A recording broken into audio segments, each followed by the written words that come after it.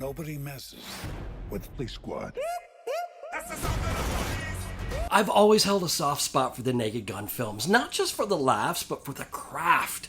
Beneath all the chaos and absurdity sits a form of comedy that requires real intelligence to pull off. There's a delicate science to timing and rhythm and delivery, and the original filmmakers Zucker, Abrams, and Zucker absolutely understood that. Their brand of humor didn't just land jokes, it landed on structure, style, and story alongside the comedy. It's often said that comedy is the hardest genre to film, and I don't disagree. Drama has silence, action has spectacle, but comedy lives or dies on breath, on a pause, on an edit, on a face twitching just slightly offbeat. It's one of those rare genres where every element needs to serve the punchline without calling too much attention to itself.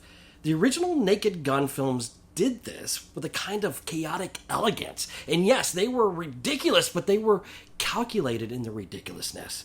So walking into the Naked Gun with Liam Neeson, I'll admit there was some hesitation. Neeson's name carries weight. He's taken on the role of stoic and grizzled and haunted. And seeing him step into the shoes once filled by Leslie Nielsen felt odd at first, but then again, Leslie Nielsen wasn't always a comedy icon. His early career was defined by dramatic roles. Airplane changed all of that, and comedy discovered a straight-faced genius. And watching Neeson take the baton felt almost poetic.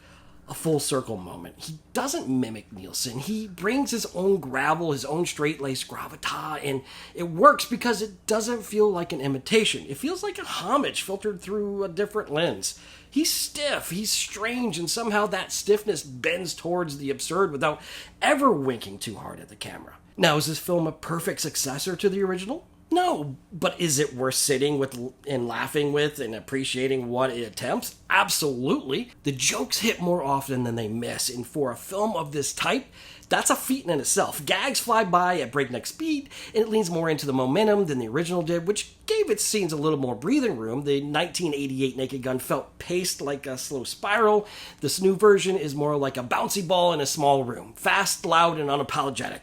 At times, that pacing feels almost defensive, like the film wants to dodge criticism by never lingering long enough to be judged. But, strangely, that urgency doesn't sink it. It gives the experience a modern rhythm, something that caters to contemporary attention spans while still tipping its hat to the classic slapstick. And Pamela Anderson also deserves mention. There's something about her performance that feels aligned with the spirit of this franchise. Playing it straight in the middle of madness. She doesn't oversell, and that matters. In a film like this, too much effort shows. She keeps it level. The entire ensemble really seems to understand the assignment. Everyone feels in tune with the tone. No one tries to out-funny the script, and the humor doesn't need rescuing. It just needs delivery. And delivery, for the most part, stays on point. What surprised me most, though, what happened after the credits rolled. Driving home, a realization settled in. We don't see many movies like this anymore. Studios shy away from pure parody. The genre often gets dismissed as dated or disposable, but being in that theater surrounded by strangers who were all laughing together at something silly, it reminded me how valuable shared laughter can be. There's a catharsis in that kind of experience. Not just escapism, relief. Disconnection from a world that doesn't always make room for joy. These days, everything is heavy. Everything feels like it needs to be about something bigger.